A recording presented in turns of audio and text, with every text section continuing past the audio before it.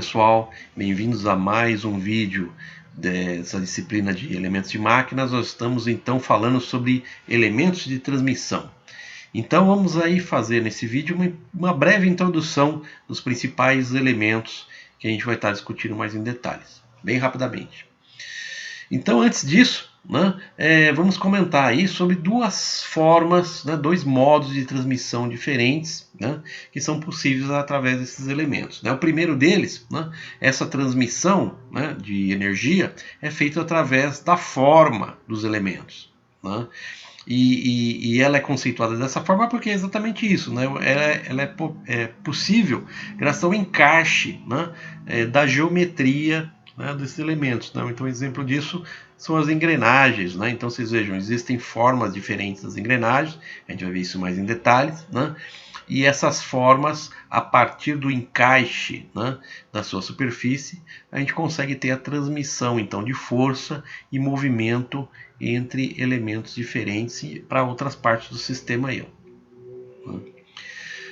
Um outro modo de transmissão é por atrito. Então é através do atrito entre elementos que a gente consegue fazer a transmissão de força e movimento entre elementos diferentes que fazem parte desse sistema aqui, ó. Então é o típico exemplo dos sistemas baseados em polia e correia. Então, pelo fato desse modo de transmissão ser através do atrito, comparado com os sistemas baseados na forma, é que o sistema por atrito ele não possibilita grandes esforços comparativamente com os esforços de sistemas de transmissão baseados na forma, tá bom? Como engrenagens. E vamos comentar aqui sobre os principais elementos de transmissão: eixos, acoplamentos, polias e correias, engrenagens e correntes, cabos, eixos roscados, de uma maneira bem introdutória inicialmente.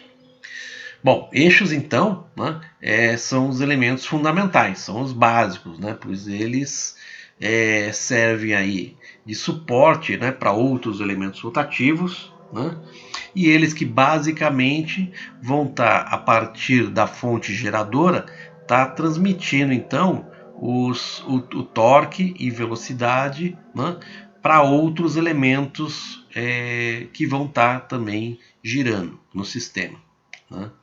Em essência, o eixo ele consegue transferir força ao descrever um movimento de rotação, utilizando então, como eu disse, a energia gerada pela fonte, que pode ser um motor, uma turbina, qualquer fonte geradora aqui, e transferir então aos outros componentes do sistema. Então, por exemplo, quando eu monto uma engrenagem no eixo, eu estou adicionando elementos que vão também ajudar a estar transmitindo essa rotação e essa força para outras partes do sistema, e fazer as relações entre forças e velocidades em outras partes do sistema, que a gente vai ver como é que isso aí acontece.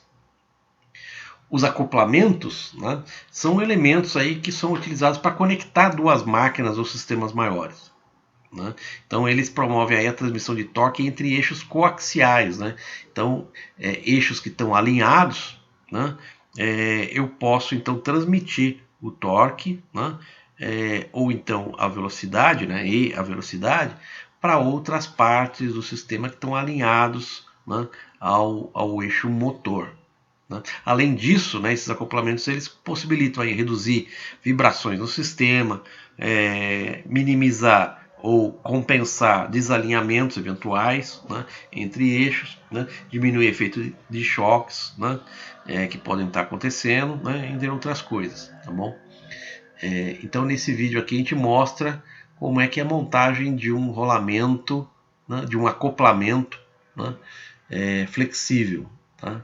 Então vocês vejam, um dos eixos é o eixo motor, o eixo acionado, e esse acoplamento então ele é montado em cada uma das extremidades dos eixos, e a partir aí de elementos flexíveis eu consigo fazer a transmissão né, da força e da rotação de um eixo para o outro, né, e propiciando aí a questão da redução de vibrações e compensação de desalinhamentos. Né. Existem vários tipos de acoplamentos diferentes, né, que a gente vai estar então descrevendo mais em detalhe para vocês aí oportunamente. Outro elemento muito importante são as polias. Né? Então as polias elas possuem aí um perfil transversal circular, né? Às vezes elas têm uma superfície plana, às vezes existem canais ou mesmo ranhuras, né, nessas polias, dependendo do tipo de aplicação, dependendo do tipo de montagem. Né? E da mesma forma que outros elementos, né, elas vão transmitir então força e movimento, né, por meio do atrito, tá bom? As correias elas estão normalmente associadas então às polias, né? Então basicamente são elementos compostos aí de material flexível, né? De vários materiais diferentes, né? e de estrutura diferente também, né? Que são montados aí em torno de eixos ou polias lisas ou ranhuradas, né? Que vão, através do atrito, permitir aí a sincronia entre elementos diferentes girantes. Né? Então, essa polia aqui ela vai estar sendo sincronizada, né, em seu movimento graças a essa correia aqui, ó, que podem ter formas diferentes. Também a gente vai ver em detalhes isso. Né? Basicamente pode ser lisa, dentadas, pode ser planas, pode ser trapezoidais. Então a gente vai estudar isso aí com detalhe mais para frente. Existem as engrenagens, né, que basicamente são rodas dentadas, né, que são aí fabricados em material normalmente de alta resistência para suportar as tensões, né, e o atrito a que eles vão estar sendo sujeitos. Né. Essas engrenagens elas vão ser combinadas entre si, né, então elas possuem geometrias e formas diferentes, né, para transmitir da maneira mais conveniente, né, o movimento e o esforço entre eixos, né, em posições diferentes aí. Né? Então elas podem ser cilíndricas, podem ser cônicas, podem ter dentes com perfis diferentes. Né? Então a gente vai também ver mais em detalhes como é que isso aí acontece. Outro tipo de elemento de máquina são os cabos e correntes. Né? Então, da mesma forma que as polias, os cabos e as correntes são utilizados para sincronização entre elementos girantes, né, de um sistema de transmissão. Né? Então, o tipo mais comum de corrente é a corrente de rolos, né? Quer dizer, aquela corrente utilizada nas bicicletas, né? Que todo mundo conhece. Né? Essas correntes elas têm o alto índice de eficiência, né? Porque a gente tem aqui o princípio da roda também, né? Esses elementos aqui eles vão estar girando em torno das engrenagens, né? De engrenamentos. Então elas vão ter alta eficiência e por isso elas são muito utilizadas aí em sistemas mecânicos. Tá? Bom, então basicamente o que a gente vai aprender então nas próximas aulas? Né? Então primeiro conhecer as características dos diferentes tipos de sistema de transmissão e dos próprios elementos. Né? Então a gente vai ver sistema polia-correia, sistema por engrenagem, sistema coroa-rosca sem fim. Né? A gente vai conhecer as várias diferenças e as configurações possíveis desses sistemas e desses elementos. Né? Além disso, né, a gente vai consolidar o entendimento, né, de como o sistema de transmissão consegue multiplicar ou reduzir torques e velocidades e como isso pode ser útil para diversos tipos de equipamentos super importantes na mecânica, como redutores, por exemplo. Né?